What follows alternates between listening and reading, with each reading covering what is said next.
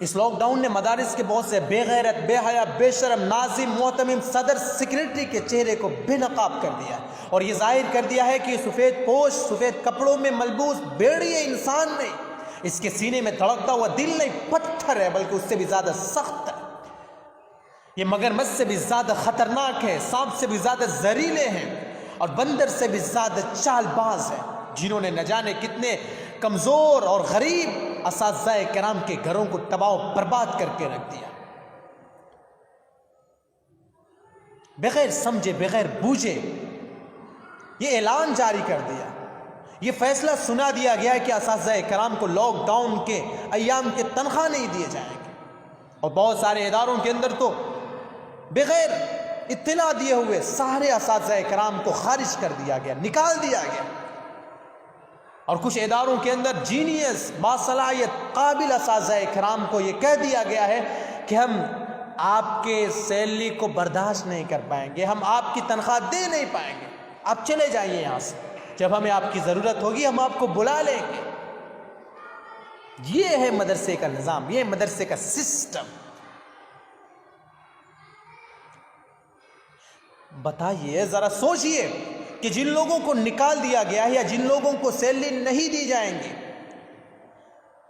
ان لوگوں کا کیا ہوگا؟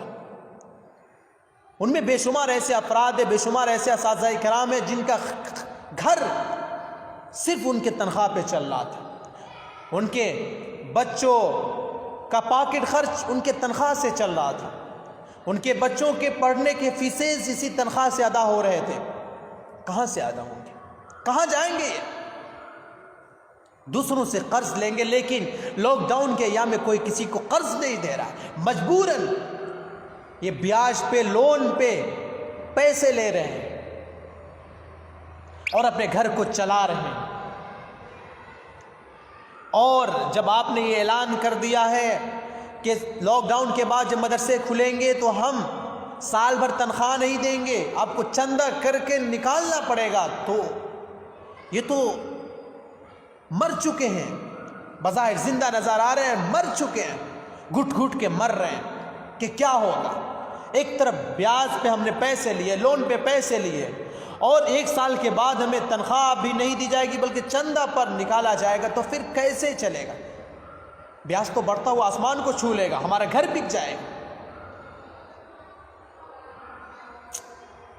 اس طرح نظام چل رہا ہے مدرسے کے، ارے سرکاری شعبوں کے اندر، پرائیویٹ سیکٹروں کے اندر بھی لاک ڈاؤن کے ایام کی سیلری دیے جا رہے ہیں، ان کے ورکروں، ان کے لیبررز، ان کے سٹافز، ان کے مینیجرز کے سیلری جاری ہے، ان کو بھی تنخواہیں دی جا رہی ہیں، تو پھر یہاں کیوں نہیں دی جا رہی؟ لیکن یہ سب کے لیے نہیں ہے، یہ ناظم، محتمم، صدر، سیکریٹری کے تنخواہ جاری ہے، ان کو سیلری مل رہی ہے، ان کا گھر بھی بن رہا ہے، ان کے لڑکے لڑکیوں، ان کے بہن بھائیوں کی شادیاں بھی ہو رہی ہیں، اچھے اچھے کپڑے بھی سلوائے جا رہے ہیں، ان کے لیے پیسے ہیں کیونکہ بیت المال ان کے ہاتھ میں ہے، ان کے باپ کی پونجی ہے، لیکن یہ کمزور اور غریب مدرسین گھٹ گھٹ کر مر رہے ہیں، قرض لینے پر، وہ بھی لون پہ پیسے لینے پر مجبور ہو رہے ہیں۔ افسوس ہے اس سسٹم پر، اس نظام پر، رونا آتا ہے۔ کب یہ سسٹم بدلے گا؟ کب یہ نظام بدلے گا؟ ان چند لوگوں نے، چند افراد نے قوم کے مائنڈ کو ہیک کر لیا، جو نہ سوچتی ہے، نہ ان کے منصوبہ بندیوں کے اوپر غور و فکر کرتی ہے، جو قوم نہ ان سے سوال کرتی ہے کہ ایسا کیوں کر رہے، چند منٹ کے اندر فیصلہ لے لیا اور باہر نکال دیا۔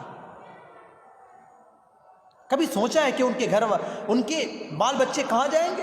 فٹ پاتھ پہ آ جائیں گے، دوسروں کے سامنے ہاتھ پھیلانے کے، اور دوسروں کے سامنے ایک ایک روپیہ، ایک ایک پیسہ اور کھانے پینے کے لالے پڑ جائیں گے۔ ذرا سوچا ہوتا، لیکن ایسا نہیں کریں گے۔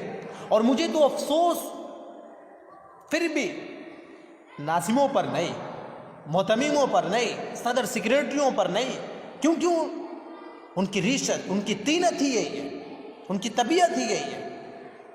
ان پڑھ گنوار ہوتے ہیں جن لوگوں کو اس عہدوں پر فائز کر دیا جاتا ہے. مجھے تو افسوس ان لوگوں کے اوپر ہے، ان علماء کرام کے اوپر ہے کہ جب یہ سب چیزیں دیکھ رہے ہیں پھر بھی کوئی لائحہ عمل تیار نہیں کر رہا ہے.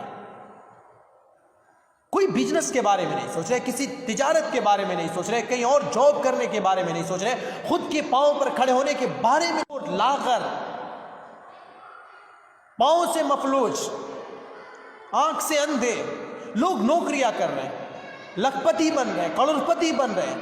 معاشرے کے اندر ان کا بھی بزنس ہے، ان کی بھی تجارت ہے، ان کی بھی دکان ہے، شاپس ہے، ان کی بھی فیکٹریاں ہے، لیکن یہ ایسے حالت آنے کے بعد بھی کچھ سوچ نہیں رہے، کچھ سمجھ نہیں رہے، کچھ اپنے بچوں کے بارے میں، اپنے بچوں کے مستقبل کے بارے میں خیال نہیں کر پا رہے. ارے آگے بڑھو، مدرسے سے ہٹ کر، مسجدوں اور مکتبوں سے ہٹ کر بھی دین کا کام کیا جا سکتا ہے،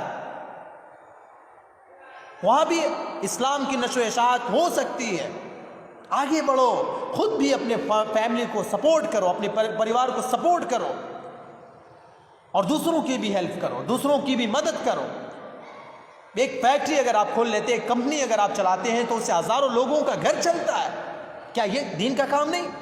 ایک دکان بڑی سی کر لیتے ہیں، اس سے 10 لوگ جڑ جاتے، کیا یہ دین کا کام نہیں؟ کچھ آ کے کھولے.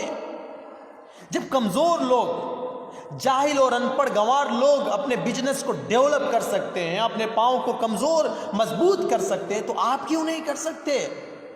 آپ بزنس میں کیوں نہیں کامیاب ہو سکتے؟ آپ کے سامنے تو صحابہ کرام، انبیاء